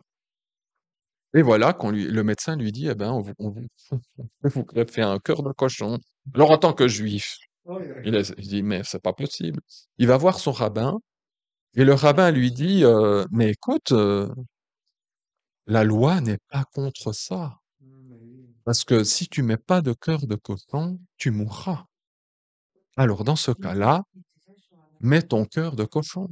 Et je trouve super intéressant, même si c'était un film, mais c'était la manière dont le rabbin répondait, même dans ce film, c'était tip top. Ils ont dû demander à un vrai rabbin, parce que la manière dont c'était dit, on voyait bien que c'était pas un scénariste qui a inventé ça comme ça. Et même Jésus le dit. Il parle à des Jérusalémites. Jésus guérit quelqu'un le jour du Shabbat. Il dit, oh là là là, tu guéris le jour du Shabbat, etc. Puis il dit, bande d'hypocrites. Quand votre âne, le jour du Shabbat, il tombe dans un trou, ou bien il a quelque chose, vous le laissez? Ben non. C'est dans la Torah, hein. Le jour du Shabbat, tu peux transgresser le Shabbat si c'est pour sauver même un animal. Tu dois le sauver, c'est un ordre. Tu peux pas laisser crever qui que ce soit. Tu dois transgresser le Shabbat. Alors, je guéris quelqu'un le jour du Shabbat, je vois pas où est le problème, hein. Donc Jésus allait, vous voyez, ouais, voilà, bon, vous aurez compris. Vous avez des rabbins qui ont dit, c'est dans le Talmud, ça ressemble aux paroles de Jésus. Et que nous reprenons, hein. Mais il faut pas faire ce qu'on aimerait pas que tu nous fasses, qu'on nous fasse. Ça c'est rabbinique. C'est pas biblique. Parce que cette expression, elle est rabbinique. Jésus dit, tu feras tout ce que tu aimerais qu'on te fasse. C'est beaucoup plus exigeant. que- Dans le Talmud, il a dit, ce qui t'est haïssable, ne le fais pas à ton prochain. C'est la loi entière. C'est toute la Torah. Tout le reste n'est que commentaire. Ça, j'ai envie de dire Alléluia. Ça veut dire, ça c'était Hillel, c'était le groupe d'Hillel qui disait ça.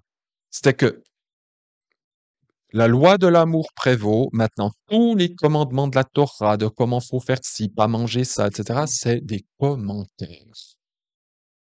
Il faut essayer de comprendre le sens, etc. Et vous avez d'autres mouvements qui étaient beaucoup plus rigoristes et qui disaient c'est écrit comme ça, faut faire comme ça. Et donc, voilà. Rabbi Hillel disait plus précisément, ne fais pas à autrui ce que tu ne veux pas que l'on te fasse. Ceci est la Torah. C'est moins bien dit que Jésus, mais on allait dans le bon sens. Puis Jésus va lui dire, eh bien, aimez Dieu de tout son cœur et son prochain comme soi-même. Ce qui est aussi dans la loi rabbinique. Et c'est tiré du Lévitique 19-18. Et même physiquement, si vous prenez votre Torah, les 5 livres de Moïse, et que vous ouvrez Lévitique 19-18, vous êtes au centre de la Torah. Le Lévitique est au centre de la Torah et le chapitre 19 est au centre du Lévitique. C'est le centre théologique. Il y a plusieurs centres dans la Torah, mais ça, c'est le centre théologique, le centre du centre de la mise en pratique de la Torah. Avec le Deutéronome 6.5, d'aimer son Dieu de tout son cœur. Ce sont les deux grands commandements égaux. On n'a pas grand que l'autre, hein. Ils sont tout à fait égaux. Aimer Dieu sans aimer son prochain, c'est de l'hypocrisie totale. Et Jésus est très clair là-dessus. Si avec ton prochain, tu as des problèmes, tu t'avances devant Dieu puis que tu pries, Dieu ne t'écoute pas. C'est tout, hein. Faut pas croire que ça va ensemble. Et nous avons donc ces deux parties que je vous ai mis ici en hébreu. Si on additionne, tu aimeras Yahvé ton Dieu et puis tu aimeras ton prochain comme toi-même. Si je fais la guématrie de ces deux passages, j'ai exactement la même somme, 907. Ce qui, même par la guématrie, nous montre que ces deux commandements sont parfaitement égaux. Ah oui, c'est ça j'ai envie de dire la magie de l'hébreu. Et si on additionne 9 plus 0 plus 7, puis qu'on a le résiduel, ça nous donne 7, qui est le chiffre de la perfection. Donc, ces deux commandements sont la perfection de la Torah, de la mise en pratique de la Torah. Et je fais très vite, je vous avais dit, tu aimeras Yahvé ton Dieu. euh, la grammaire est tout à fait logique. Si je peux le montrer sur la feuille, peut-être que David pourra souligner. Vous avez ici la petite particule et, aleph tav, qui est, qui est la note accusativi, ça veut dire la note accusative, qui n'est intraduisible dans aucune langue d'ailleurs, et même en hébreu, elle sert à rien. Elle note juste, c'est l'accusatif, c'est l'objet direct de la phrase, mais ça ne veut rien dire en soi. C'est vraiment unique au monde, hein, unique dans les langues. Seulement le Aleph Tav, c'est la première et la dernière lettre de l'alphabet. Et quand vous avez cette note accusative dans la Bible, c'est pour dire, ben, c'est Jésus qui a la source. Je vais aimer Yahvé mon Dieu par l'intermédiaire de Jésus, par Aleph Tav. Pour mon prochain, c'est pas Aleph Tav. C'est comme je vous ai dit, c'est tu aimeras pour ton prochain comme toi-même. Ce qui en hébreu est aussi bizarre qu'en français. J'aime quelqu'un, mais je peux pas dire j'aime pour quelqu'un. Ben, en hébreu, on dit et tu aimeras pour ton prochain. Et même en hébreu, ça ne se dit pas. On dit pas tu aimeras pour ton prochain. On dira tu aimeras ton prochain avec Aleph Tav. La même chose que grammaticalement, normalement, ça doit être la même chose que là. Mais là, curieusement, Dieu a dit à Moïse, tu vas mettre un lamed, tu vas mettre un pour. Bon, d'accord, je vais mettre un pour. Ce qui va faire un choc quand le juif va lire. Et cette lettre-là, lamed, c'est aussi la lettre du rabbin Jésus, puisque lamed, ça veut dire apprendre ou enseigner. C'est la seule lettre qui vient du ciel jusque. Ah, ok. C'est la seule lettre qui part du ciel et qui vient jusque sur terre. Et pour aimer son prochain, j'ai besoin de cette connexion avec mon rabbin, qui est Jésus, Alors ça, c'est pour la partie, on va dire, l'interprétation, si je peux dire comme ça, plus rabbinique, plus Remez, plus Drash, plus tout ce que vous voulez, ou Sod. Mais au niveau grammatical, c'est exactement ce que Jésus va dire dans le Sermon sur la montagne, qu'il faut, je vais le dire avec, je sais que je vais en reparler, mais je vais le dire avec les bons mots. Matthieu 7. C'est la conclusion du Sermon sur la montagne. Normalement, j'aurais dû le mettre en vert. Ah oui, là. Matthieu 7, 12. Toutes les choses donc que vous voulez que les hommes vous fassent, faites-les leur, vous aussi, de même, car c'est là la Torah et les prophètes. Dans le grec, c'est toutes les choses donc que vous voulez que les hommes fassent pour vous. Faites aussi pour eux. Et c'est ce même pour que nous retrouvons là. Tu aimeras pour ton prochain comme toi-même. Tout ce que vous voudriez qu'on fasse pour vous, vous le faites aussi pour eux. Et je ne sais plus qui, la dernière fois, j'en avais juste parlé, avait sorti ça, avait dit, mais c'est pour faire quelque chose. Oui. À Dieu, je peux pas faire tellement pour Dieu. Qu'est-ce que vous voulez que je fasse pour lui? C'est un peu, ben oui, l'aimer, avoir une relation avec lui, mais moi, je peux pas dire, Seigneur, je vais t'aider, traverser la rue, je sais pas. Par contre, je vais pouvoir aimer Dieu à travers mon prochain. Pour lui, je vais pouvoir faire quelque chose, et quelque chose qui me vient en plus du ciel, le Lamed. Parce que, comme je disais la dernière fois, aimer Dieu, c'est une chose, parce que je peux avoir une intimité avec Dieu, Dieu vit en moi, je vis en lui, je peux l'aimer dans cette comment on appelle ça, directalité, non? Dans cette, non, dans un rapport immédiateté, dans l'immédiateté. Par contre, mon prochain, je suis désolé, moi je peux pas venir en vous, vous pouvez pas venir en moi. Le plus proche, c'est qu'on se prenne dans les bras puis qu'on se serre parce qu'on s'aime beaucoup.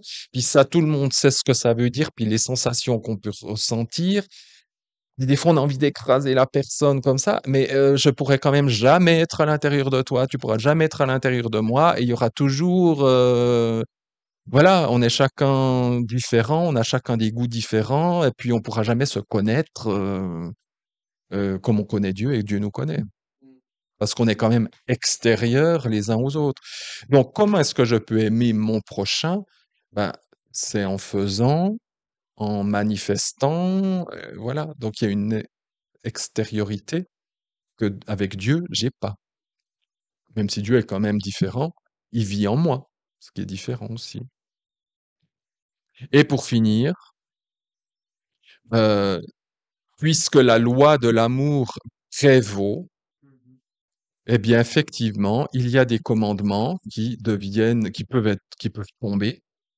Mais ça, on le verra les prochaines fois. Tout ce qui est roukim, il y a des choses qui sont, voilà. Euh, mais il y a des commandements, même mishpatim, donc des commandements clairs, hein, que je peux transgresser au nom de l'amour. Mais alors attention, hein, moi je veux pas, parce que je sais que c'est enregistré, alors on va pouvoir dire, ah oui, non, non, vous prenez toute la vidéo, hein, pas juste ce que je dis là, hein, sinon on peut dire n'importe quoi. S- Transgresser uniquement en cas de danger de mort. Euh, je donne un exemple comme ça, parce que je sais que ça fait chauffer les esprits, après je vous laisse avec ça. Peut-on mentir? Pour certains, c'est ah non, je suis chrétien, je ne peux pas mentir. Ça dépend. Dans les 10 commandements, il n'est pas dit tu ne mentiras pas. Là, on serait fichu, fichu, fichu, hein. C'est l'objectif. C'est l'objectif. Alors, faux témoignage, c'est autre chose. Faux témoignage, c'est un mensonge dans le but de ruiner quelqu'un. C'est un faux témoignage. C'est pas mentir, c'est faux témoignage. Alors c'est un mensonge, c'est plus qu'un mensonge. C'est un faux témoignage. mentir dans notre culture à nous, mentir, c'est bête ce que je dis, c'est pas dire la vérité. Et on dit non.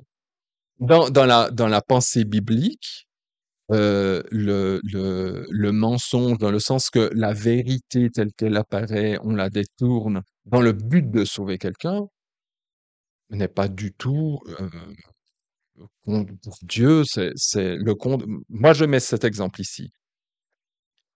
Rahab, la prostituée. Vous voyez déjà une femme de mauvaise vie, n'est-ce pas? Oui, bon. Elle a menti aux émissaires, hein, qui sont venus pour dire est-ce que les gars sont ici, etc. Mais elle a sauvé des vies dans son mensonge, hein. Si vous voulez dire la vérité à ce moment-là, on vous coupe. Et moi, je dis, c'est pas une question de dire ou pas dire, c'est une question, comme la Bible, moi j'aime mieux dire, c'est faire la vérité. Faire la vérité. Là, elle a fait la vérité, dans le sens, elle a fait ce qui est juste pour sauver.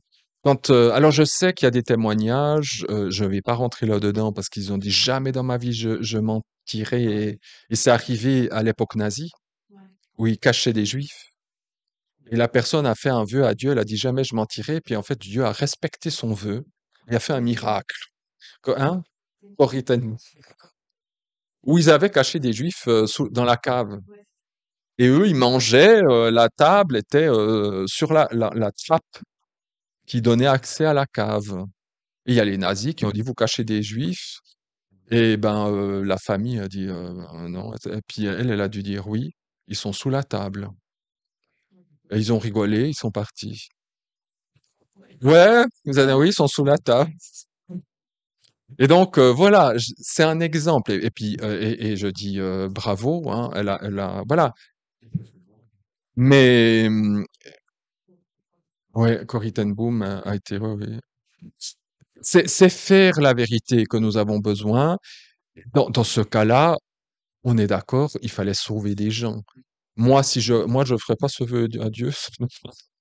Mais si moi, je dois cacher des juifs chez moi, je vais pas dire, oui, oui, ils sont là. Je sais, je sais pas, on veut sauver des gens, on n'est pas là déjà à des racailles pareilles, on va quand même pas ouais, voilà. Il y a trois choses qui sont absolument interdites, que vous ne pouvez pas faire. Alors, même pour sauver votre vie, hein, ça, c'est interdit. Euh, et c'est logique.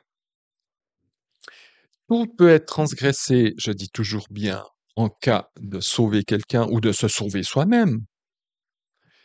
Mais je ne peux pas me sauver en tuant un autre innocent. C'est-à-dire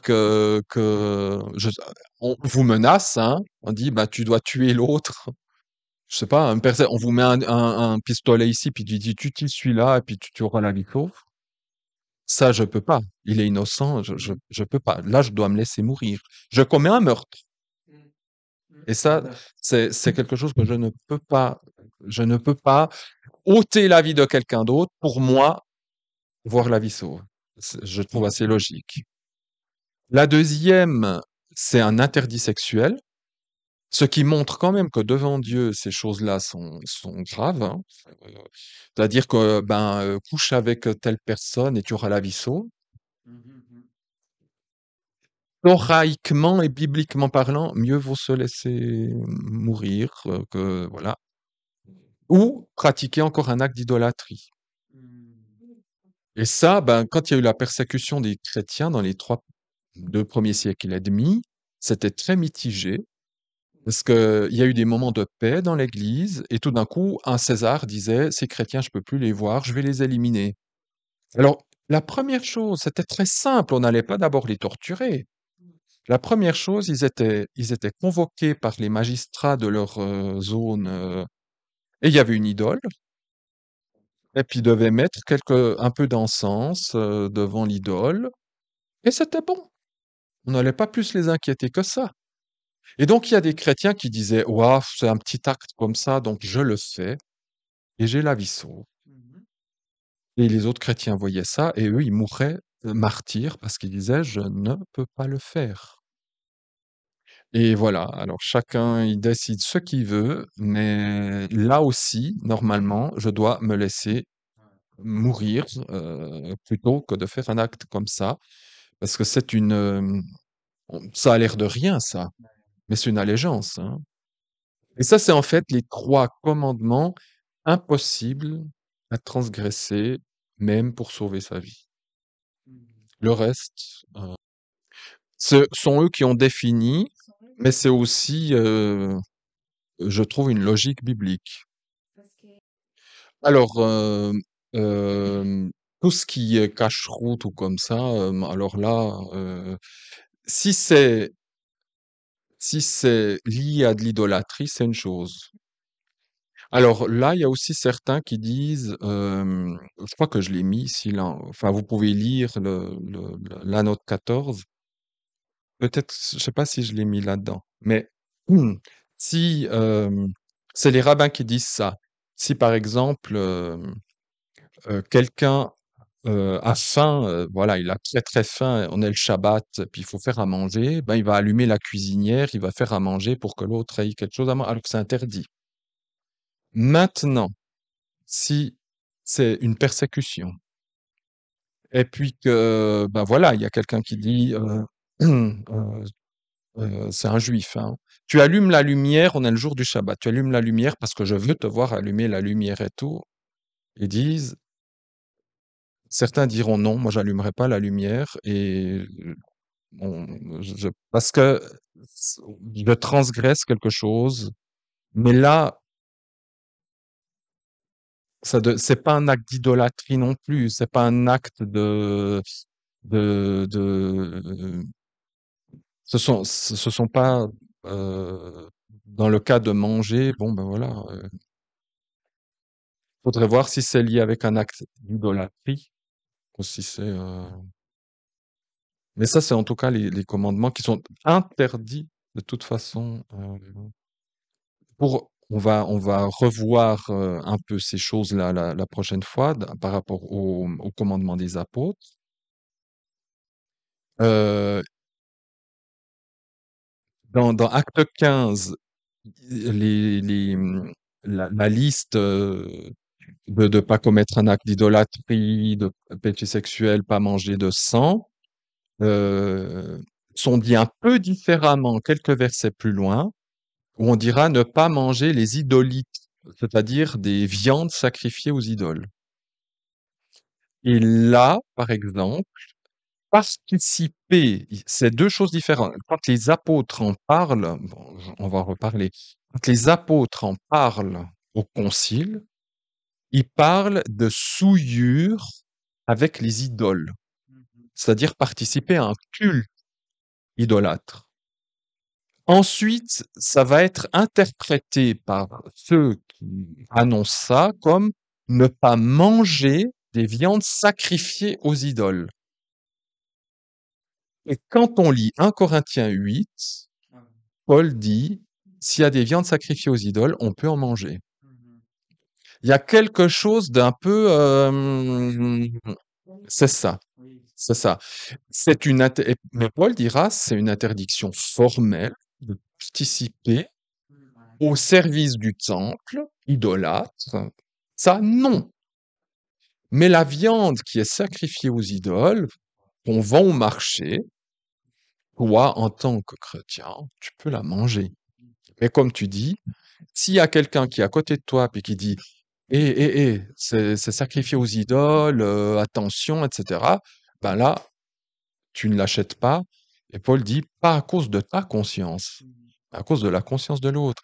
Et c'est là qu'il y a, c'est la liberté du Christ, comme on dit. C'est cette liberté dans le Messie qui est ingérable pour un occidental. Pour ça que ça, c'est des sujets qui sont pas tout faciles, parce que c'est ingérable dans dans notre mentalité. Il y a une absolue interdiction de participer à un culte idolâtre, mais à cette époque, la viande sacrifiée aux idoles, ça dépend du contexte. Et ça, voilà, ça nous montre hein, que la vie dans l'esprit, euh, c'est beaucoup plus, je ne sais pas si je peux dire ça, complexe que des lois. Voilà, c'est ça tu peux pas. Il y a des choses comme ça, mais il y en a dans cette liberté de manger et de boire, parce que c'est toujours ça le problème, en réalité. Le gros problème on le verra, le gros problème dans l'Église primitive et qui revient aujourd'hui, dans les lois de la Torah, c'est ces chukim, et c'est 80% des problèmes de boire et de manger. Ils sont normalement réglés quand on lit le Nouveau Testament. C'est réglé. C'est après les rapports qu'on peut avoir avec des gens. Si moi je vais en Israël, je vais pas sortir mon jambon. J'invite un juif, je vais pas sortir mon jambon. Excusez, sauf si c'était ma prof d'hébreu parce qu'elle aurait mangé. Mais ou un russe. Un russe juif, il s'en fout. Il mange mon jambon. Ils en mangent. Mais je vais faire attention à qui j'invite. Mais moi, je sais que l'aliment, comme Paul me dit, il va ni me rapprocher de Dieu, ni me faire éloigner de Dieu. C'est pas un aliment qui va changer quoi que ce soit dans ma vie. Ou alors il me donne du cholestérol, ou je sais, il me fait grossir. Il va avoir un impact sur mon corps, hein. Les 3 plaques de chocolat que j'ingurgite comme ça, voilà, elles auront la glycémie, c'est mon diabète. C'est pas Dieu, voilà, il est pas bon. Alors ce sont des choses, qui préparent le terrain, où on va voir, je sais pas si en tout cas, je sais que j'ai préparé ça, heu, où on verra des textes, clairs, bibliques qui parlent de ces choses-là précisément. Bon, merci beaucoup, mon ami. Merci à tout le monde pour avoir resté avec nous jusqu'à présent. Hâte pour voir la suite, justement pour savoir plus sur ces trois interdits et d'autres choses également pour savoir qu'est-ce qu'on fait avec sa Torah. Parce que je pense qu'encore on n'a que dans les prémices, hein. On a connu ce que c'est que c'était la Torah, on a compris qu'est-ce que les Juifs ont fait jusqu'à présent, et de plus en plus on s'approche à la clé de la problématique entre les chrétiens et la Torah.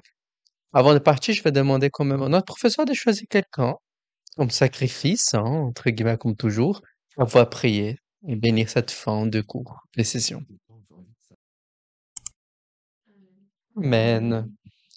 Bon, à tout le monde qui nous voit pas la première fois, n'hésitez pas à vous abonner.